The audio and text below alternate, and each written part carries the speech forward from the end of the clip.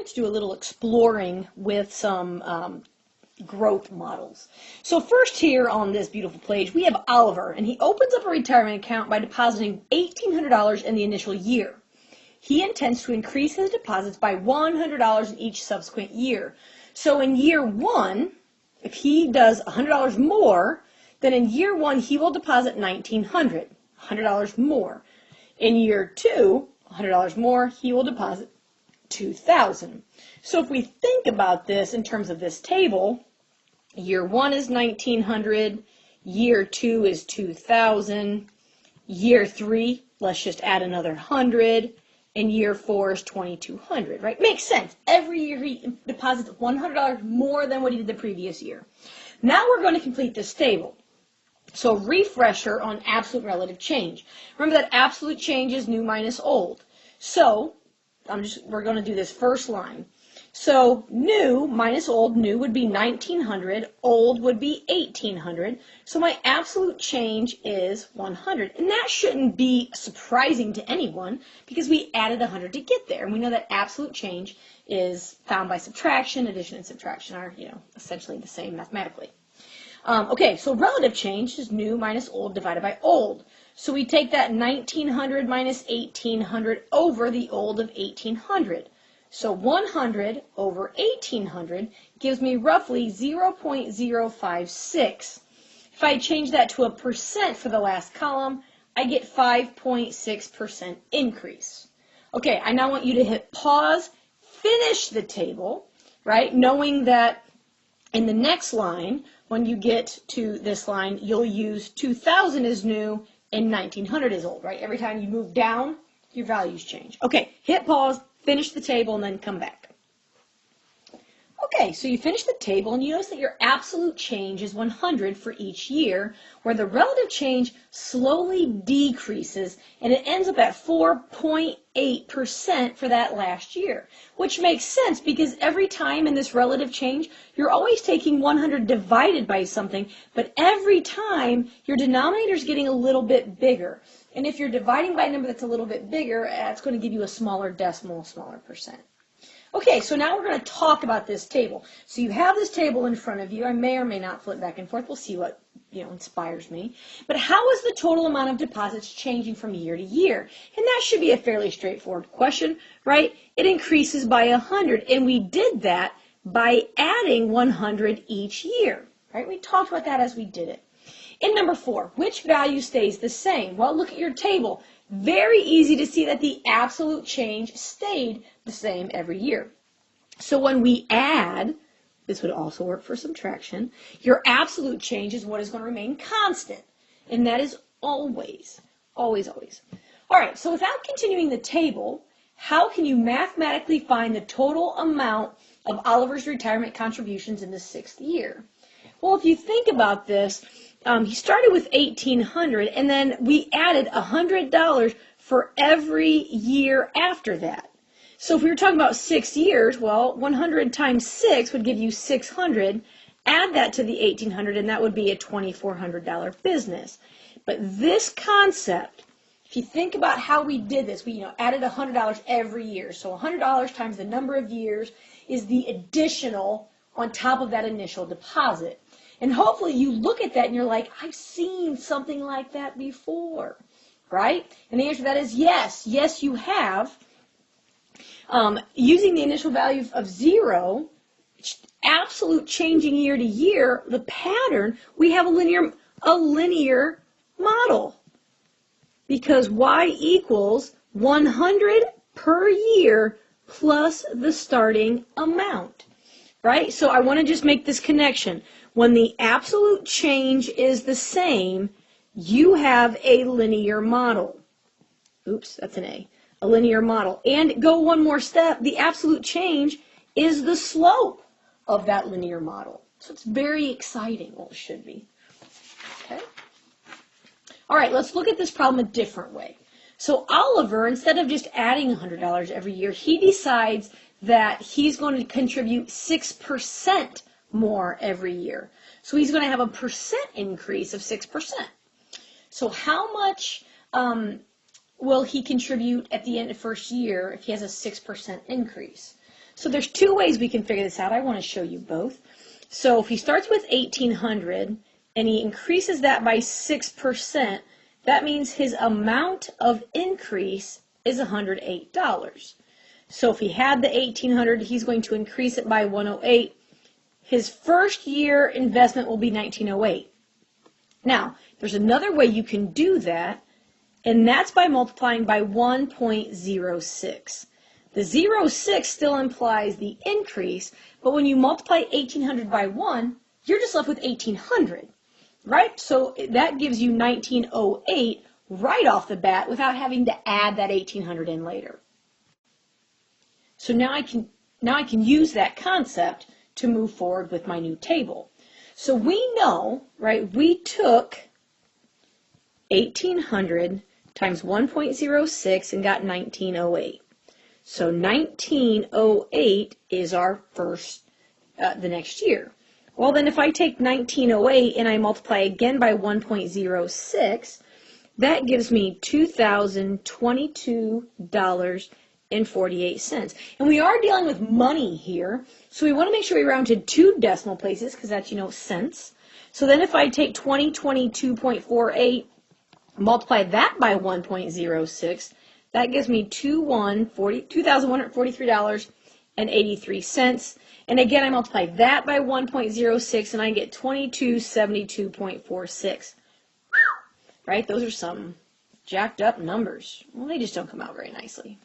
Okay, so now, going back to where we were earlier, thinking about absolute relative change, new minus old. So I'm going to take 1,908 minus 1,800, and I have an absolute change of $108.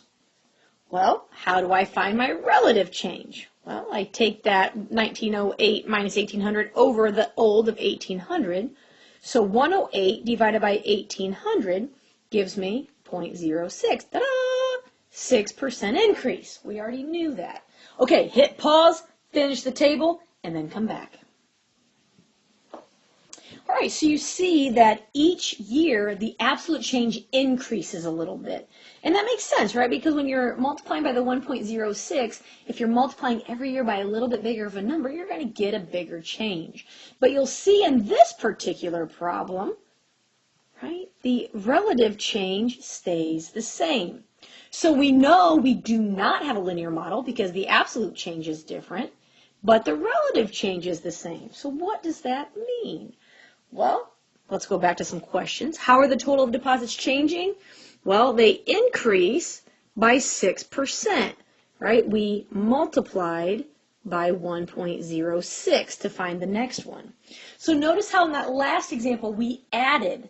When you add, absolute change is the same, linear model. This problem, we're multiplying, relative change is the same, which means we have an exponential model.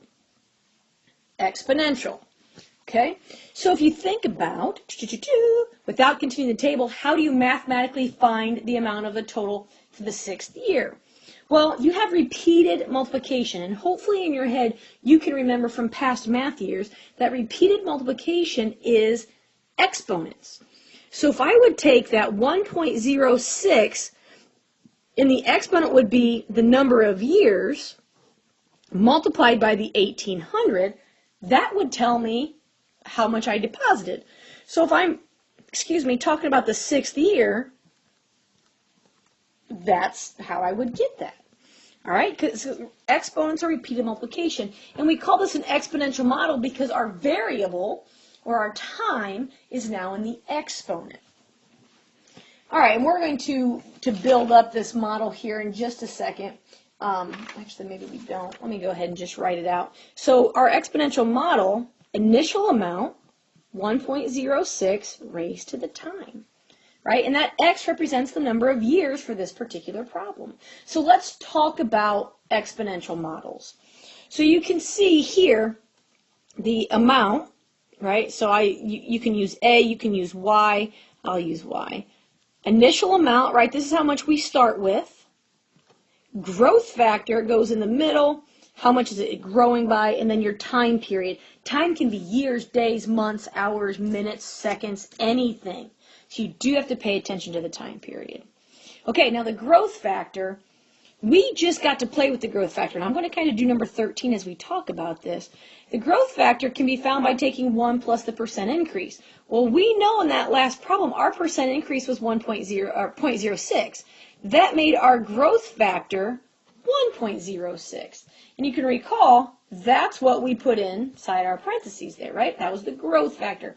That 1, let me go back here again, because when you multiply 1,800 times 1, it gives you the 1,800 multiplied by the 0.06, that gives you your percent increase. So that's how you can find the growth factor, 1 plus the percent increase. All right, now another way to find the growth factor is to take two consecutive values. So if you go back to your table, we started with 1,800. The next year was 1908. So old, new. So if I take my new value of 1908 and divide it by the old value of 1,800, I get an answer of 1.06, which would give me my growth factor. So two ways to find your growth factor. Personally, I like this one because I just think it's easier to remember. It is up to you entirely what your brain likes. But notice that having a relative change of 6% leads us to this model. So you can see if we take the y equals, this is the 1,800 times 1.06 to the 6th power, this tells you how much we would deposit in that 6th year, right? It's all about exponential growth. Okay, so now let's make a connection to a previous section. Recall that we did compound interest a couple sections ago, and that was the balance equals our initial deposit, 1 plus our APR raised to the number of years. Same concept, it's exponential growth because that number of years is our exponent. So if we look at this problem here, number 15, we have a 12% increase. So remember, 1 plus 12% increase gets us our growth factor of 1.12. We're talking about 10 years if $1,000 was our initial investment. Now, first of all, your model would be 1,000 times 1.12 raised to the x, where x is your time period. And if you wanted an answer about 10 years, well, then you simply take 10 and you plug it in for that x, right? This, with the two variables, is our model. One variable means you're using the model to get an answer. So $3,105.85 is how much you would have in that account after 10 years at a 12% increase, doing it $1,000 initially. So just wanted to show the connection between what we've already done with compound interest and here exponential growth. But notice that compound interest, that was compounded annually. If you start talking about monthly and that kind of thing like we did before, you've got to change your growth factor. So we're not going to get into that here. All right, let's get to the last problem here on this video. You should be able to determine this. So number 16, according to the United Nations, in the year 2000, the world population was approximately 6.2 billion people. Assuming the population has grown by 1% a year, answer the following question. Okay, this right here is percent increase. So what's the growth factor? 1 plus percent increase, or 1 plus 0.01, right? Percent to a decimal. So my growth factor is 1.01. And you'll notice that when I write these, I've been doing it all video, I put my growth factor in parentheses because that's how it is in the problem. And that's just kind of a connection that I like to make. If it's in parentheses in the problem, then I want to put the parenthesis in my answer just to kind of keep it all connected. All right, let's look at the next problem. What unit is time measured in? Well, per year, so time is measured in years. That's a question you always want to ask yourself, no matter the problem. It might not be an answer to the question like it is here in part B, but it's going to be crucial in being able to use these models to solve things. So looking at part C, what is the exponential equation? Notice how it says using 2000 as the starting point. That means for the year 2000, x equals 0. Just like with linear models. That concept stays the same. Our starting point has to have an x value of 0. So our model is going to be, well, our starting population was 6.2. Our growth factor that we found in part A is 1.01. And my variable x represents the number of years since the starting point, or since 2000. So if I go to part D, 2014. Well, 2014 is 14 years later, so x is 14. So y equals 6.2 times 1.01 to the 14th power. Plug that into your calculator, and we can estimate roughly 7.13 billion people in the world in the year 2014, assuming population continues to grow at 1% a year. And that is your application there of exponential models.